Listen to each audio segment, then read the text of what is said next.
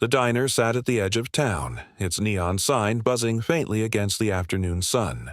The scent of frying bacon and fresh coffee drifted out the open door as the screen creaked with every customer who came in. Forks clinked against plates. A jukebox hummed softly in the corner, playing an old love song. It was the kind of place where everyone seemed to know everyone, except when strangers stopped by. Behind the counter, moving carefully between tables, was a young waitress named Emily. She was only 24, with tired eyes but a determined smile. Her apron was tied tight around her waist and her hands carried trays with practiced balance. But what caught the eye most was her growing belly. Emily was 7 months pregnant, and though her steps were slow, she never complained. Every plate she carried was more than food. It was her way of holding her life together, saving for the little one who was on the way. Most regulars admired her strength, but not everyone was kind. At a booth near the window sat 3 well-dressed men in expensive suits. Their watches gleamed under the diner's fluorescent lights, and their voices carried across the small room. They didn't order with respect. They ordered with arrogance. When Emily approached, pen in hand, one of them smirked. "Careful, don't drop the food," he said loudly. Another leaned back, sneering. "I wonder if she's even married, or just another small-town girl who made mistakes." The third chuckled. "Maybe she's hoping for tips to pay for diapers. Good luck with that." Their laughter rang through the diner, sharp and cutting. Emily's cheeks flushed, her hands trembling as she scribbled their order. She lowered her head, wishing the floor could swallow her whole. Other customers shifted uncomfortably. Some looked down at their plates. No one spoke up. The silence of bystanders is sometimes louder than the cruelty itself. Emily placed their drinks on the table, trying to steady her voice. "Here you go, gentlemen." But one of them muttered, just loud enough, "Not much of a lady anymore, is she?" Her lip quivered. Tears threatened, but she held them back.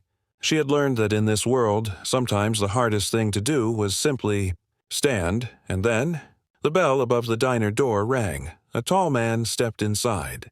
His presence shifted the entire room. He wore a plain jacket, nothing flashy, but his quiet confidence turned heads. He walked to a corner booth, greeting Emily with a warm smile. "Coffee, please," he said kindly. Emily nodded, grateful for a friendly face, and brought him a steaming cup. But as she walked away, the suited men's cruel voices rose again. "Can you believe people like her still get hired? Carrying plates when she can't even carry her own life right." Their laughter broke across the room. This time, the tall man put down his coffee. He rose slowly, walking toward their booth. The diner went still. Forks stopped midair. The jukebox seemed quieter. Emily froze, her heart pounding. The man's voice was calm but steady. "Is this how you treat a woman working hard to provide for her child?" The suited men exchanged glances, smirks faltering. "Mind your business," one snapped. But the man leaned closer, his tone sharp enough to cut glass. "This is my business." A waitress gasping in the background whispered, "That's Richard Hayes." Murmurs rippled across the room. Everyone knew the name. Richard Hayes, the billionaire philanthropist who quietly invested in small towns, who built hospitals and schools without demanding his name on the walls. The suits suddenly looked small in their expensive jackets. Their arrogance drained from their faces. Richard pulled a thick leather wallet from his pocket, laying a crisp stack of bills on Emily's counter. "This should cover their meals." "And yours," he said, his eyes locking on the men. "But you won't be eating here again. Not while you treat people this way." The diner was silent. The men stood awkwardly, muttering excuses, before rushing out the door with their heads lowered. Emily stood still, her hand pressed to her chest, tears welling in her eyes. Not of shame this time, but of relief. Richard smiled softly at her. "You're stronger than they'll ever be," he said gently. And in that moment, she didn't feel humiliated. She didn't feel small. She felt seen. The diner slowly filled with applause. Regulars smiled. Strangers nodded. In a world where cruelty had seemed louder, kindness had finally spoken. Pause here, friends. Stories like this remind us, respect costs nothing, but it means everything. If you believe every worker deserves kindness, no matter their story. Please like this video, share it, and comment your thoughts. Together, we can spread respect.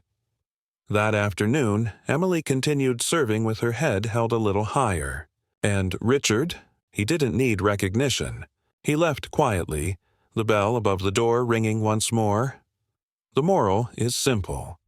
Never judge by appearances. Every person is fighting a battle you cannot see.